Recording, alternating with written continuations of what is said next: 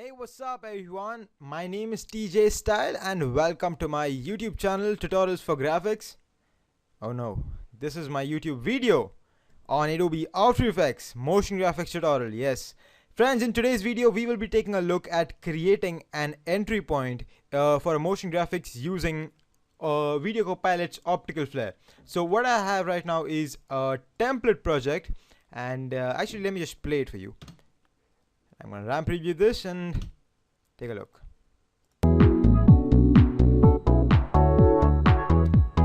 Okay, so this is not exactly what I'm going to show you. Okay, we are just going to focus on learning the entry point, meaning I'm just going to show you how did I create this flare burst and the animation. I'm just going to give you a few tips when it comes to animating with the optical flare and the lens flare. Now this tutorial may be a little bit easy, okay, and it may just come to you naturally, so it's not really important for you to watch if you already know this thing, okay? But you may still learn a few tips and techniques when it comes to working with optical flares, like I said. So please watch this tutorial. Hope you understand, hope you learn something, and definitely hope you enjoy. So please subscribe and let's get started. Now once again, and yeah, by the way friends, this whole animation with the text and with this chiseled image and this image coming forward and everything, I'm going to show you how did I make this entire thing in my future tutorial. So just in case if anyone wants to learn, don't worry, I will be covering this topic. Anyways, now right now what I have is I've got 3 lens flares. Okay, first one is right at the back. Okay, this one right here, it's not really doing anything. It's just it's just standing over there, nothing. It's being animated over there. Flare 3 is nothing, I've just added that for adding a little bit of a contrast. I'm just going to delete that. And flare 2 really is everything. This is the main flare that we are going to be animating. Okay, we're going to add rotation property, brightness, and etc, etc. So I'm going to hit the U key, and this is how I have created this animation. Firstly, I have taken the brightness all the way up to 1500. So it just makes a big flash and covers the full screen with white. And white is usually like a positive, nice color to start things off. So white definitely looks good. And right now, as you can see, I have got the alpha grid or the transparency grid on. So you can see I do not have any transparency in this project. So I've turned the brightness all the way up to 1500. Okay, position is actually this depends on what is your composition size. Okay, I think I'm working with full HD.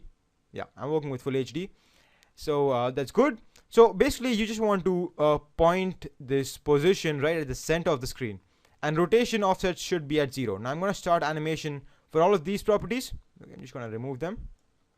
Start animation for all of these, and then what I'm going to do is I'm going to press shift page down, and right now you can see I've jumped like 10 frames. Okay, and I have got this photo and the text inside my screen. Okay, now they are there. Before they were coming, but now at 10 frames they are there. So we want the animation to be a little bit faster.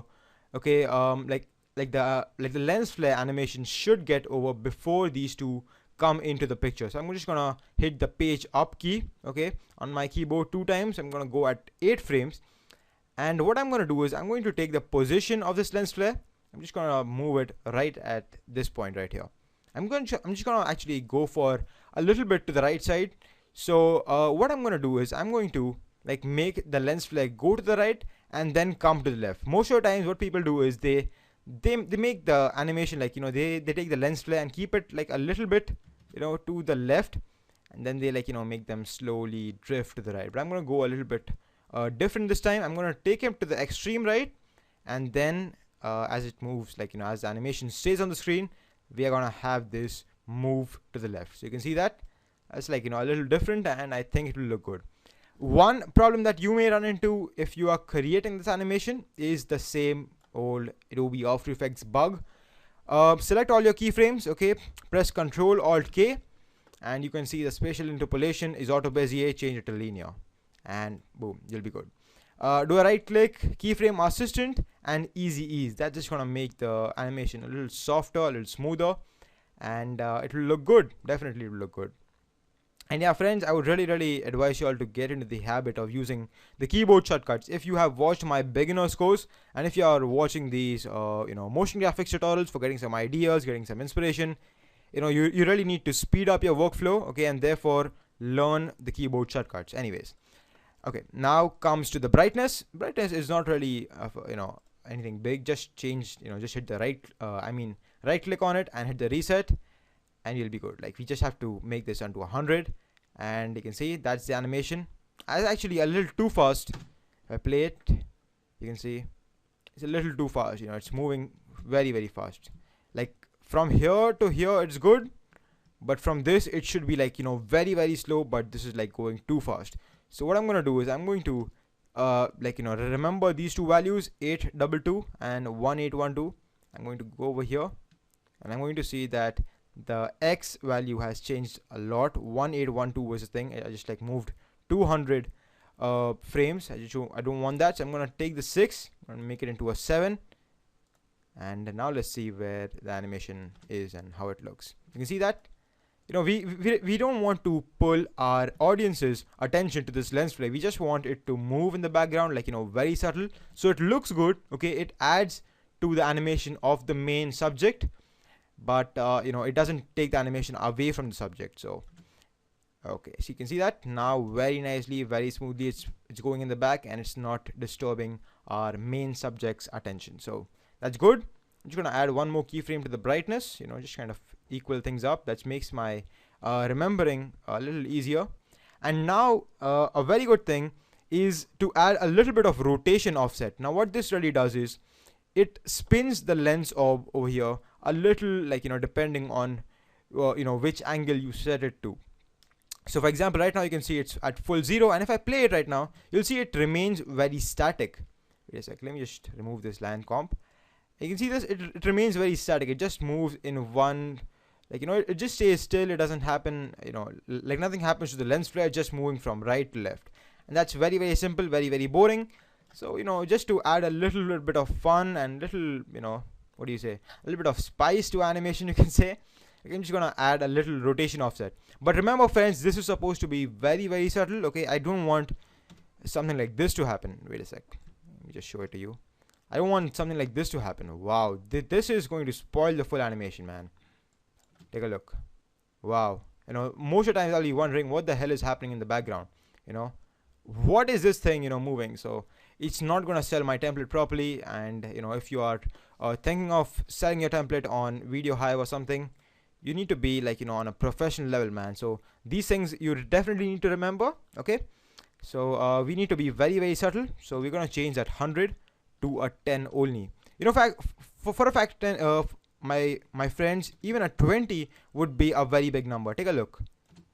Just to play, you can see it really just spoils the full animation by just moving to the right, and all these lines just reflecting, and it really spoils the full animation. So I'm going to take the 20 and change it to 10. Awesome. Now I think it will look nice.